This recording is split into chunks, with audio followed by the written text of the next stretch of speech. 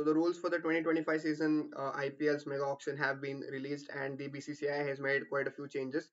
Starting with the number of retentions being increased to six, so each franchise can retain a maximum of six players, which will include a maximum of five capped players and a maximum of two uncapped players.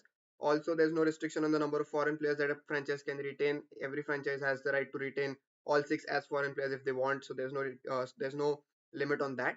Other change that has been made is the fact that every franchise can use the right to match card as well. So if you whatever number of retentions you make out of six pre auction, you the rest of the number of retention that you have out of six will be they can be used as right to match cards by the franchise in the auction. So for example, if a franchise decides to retain three players out of six, then they will have three right to match cards going into the auction. So a right to match card basically means if you have a player who played for your franchise last year, then you can have the right to match card on. You can use the right to match card on that particular player in the auction. So if that player is bought by some other franchise for an X amount, then if you use your right to match card after the bidding is over, you can buy you can have that player at whatever price that was bid by the other franchise. So that is basically the right to match card, and that has also been brought back. It was there in the past as well. That has been brought back.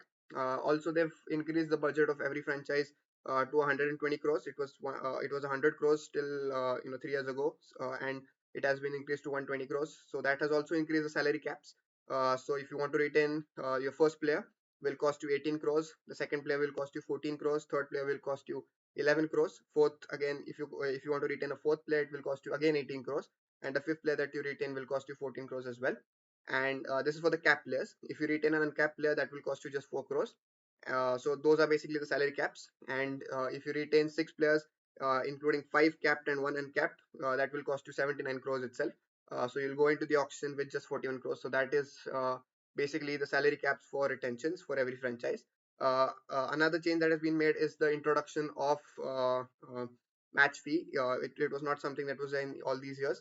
So every franchise, whoever plays for the team per game, every all the 11 players plus the impact player will be getting 7.5 lakhs as match fee, and that has been introduced as well.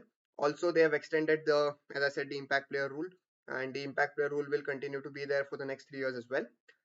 Then the next rule being that they've brought back a rule that was there in the past and had been removed about 3 years ago. Is the rule that if a player has not played for their country in the last 5 years across any format, Test, T20, ODI, and does not have a central contract with the board of their country, then that player can be counted as an uncapped player and can be retained for just 4 crores. So that is a major change that has been made. For example, MS Dhoni, he has not played for India in the last 5 years, so he can be retained by CSK at just 4 crores. So these are the major changes that have been made into the going into the mega auction. Another thing is that if a player registers himself for the auction and is bought by some franchise but then pulls out of the IPL, then that player will be punished with him not being able to register for the IPL for the next 2 years, and also not being able to play in the IPL for the next 2 years. So those are the major rules that have been released by the BCCI for the auction. 31st October is the last date for all the franchises to release their retention list, and who all will be retained by every franchise will get to know by 31st of October, and then we'll have the mega auction later on in November, December sometime. And yeah, so these are the rules for the IPL, and we expect, I think, a great mega auction.